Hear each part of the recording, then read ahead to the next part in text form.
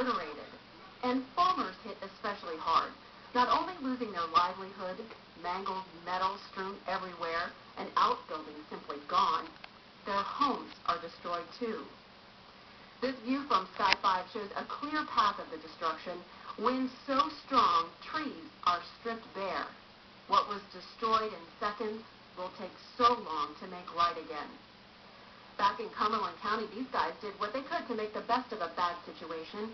They planted these flags on the roof of this collapsed house. And as for some of the farm damage, the state agriculture department has already confirmed 44,000 deaths of chickens, and they expect that number to be at least 80,000 chickens by tomorrow. This tornado outbreak is likely to rank among the largest tornado outbreaks in history, with 241 tornado reports. Meteorologist Mike May is doing now to look at the path, and Mike, you did a great job yesterday, and thank you for guiding us through the storms. I appreciate that. On Friday we were talking about how these would be strong tornadoes, would have long tracks. Now there's a product behind me that I want to show. Now this is a shear product that shows shear or rotation inside a thunderstorm, and these were tornadic supercells that moved on by, and you can definitely see the tracks that occurred starting at around 2 o'clock yesterday afternoon, traveled up through Roxborough and then into Virginia. We had another track that started in Durham, crossed Granville and Vance counties. Now one of the longer tracks started in Moore County, crossed through Sanford. Of course, we've been seeing the video from the Lowe's Home Improvement Store, what's left of it, tracking into southwestern Wake County, through downtown Raleigh, eventually up into southern Franklin County. You notice how the signature doesn't look all that impressive. It kind of breaks up and then redevelops into Halifax and Northampton counties. And we have another one that develops in Richmond and Scotland counties, moves through Hoke.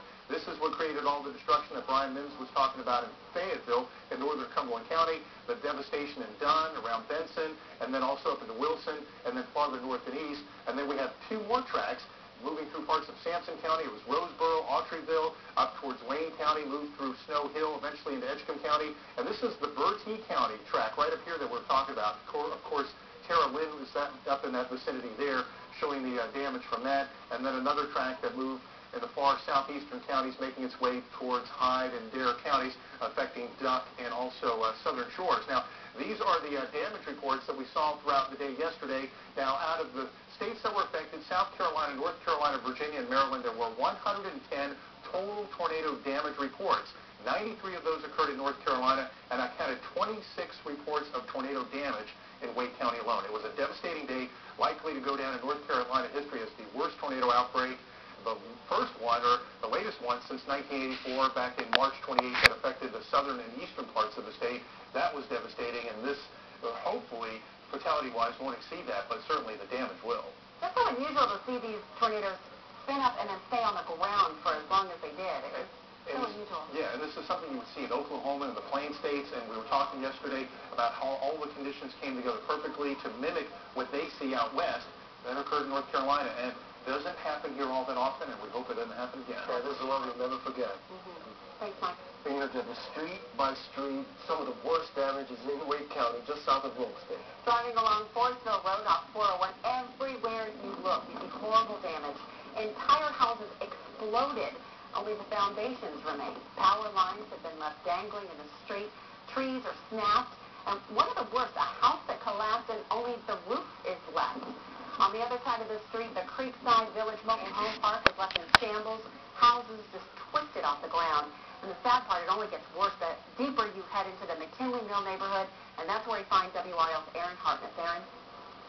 Deborah, I'll tell you, in my career as a reporter, I have covered a lot of storm damage. I have never seen anything like what we're seeing here on Serendipity Drive. Just to give you a taste of some of it, if you look here behind me, you can see the second floor of that home is simply gone.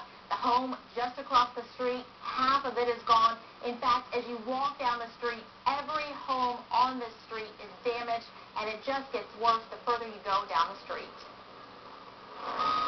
It's incredible to look at these pictures and realize when this weekend started, these were homes. Homes where people got up Saturday morning, drank a cup of coffee, and read the paper.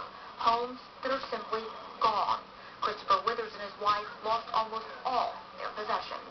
One of the neighbors, Jason, calls up, said a tornado has hit the neighborhood, half of your house is gone. It was one of many calls made on this street called Serendipity, and of all the words used to describe this, Withers chooses blessed. Everybody's here and accounting for, but We're blessed. We're fortunate. It's the way people throughout Raleigh describe the massive damage. The house is just a house. Jeff Miles lives on Haycock Road, where trees are almost everywhere but where they should be, including his roof. I didn't recognize the street because there were trees everywhere. Neighbors here are determined to get through this together. People have been really nice. They've been helping each other. And of course, there's also some incredibly sad news to report out of this storm. We learned a short time ago from Raleigh police that 3 children died at the Stony Brook Mobile Home Park. Certainly some sad news there and some broken hearts there. Of course, there is cleanup going on all around Raleigh today. We also saw quite a few insurance agents out today surveying the damage, trying to get an idea of what's going on. We also saw some people who were trying to secure their homes from this damage so that nobody could break in and they would lose any more. Deborah? It's going to take a long time to get back to normal. Aaron Hartnett, live in Raleigh, thank you. The governor has declared a state of emergency. WRL's David Crabtree sits down with President Obama and will ask him about federal assistance for North Carolina. FEMA is here in our state right now, and the president has sent remarks and voice of support to our governor. Now, David is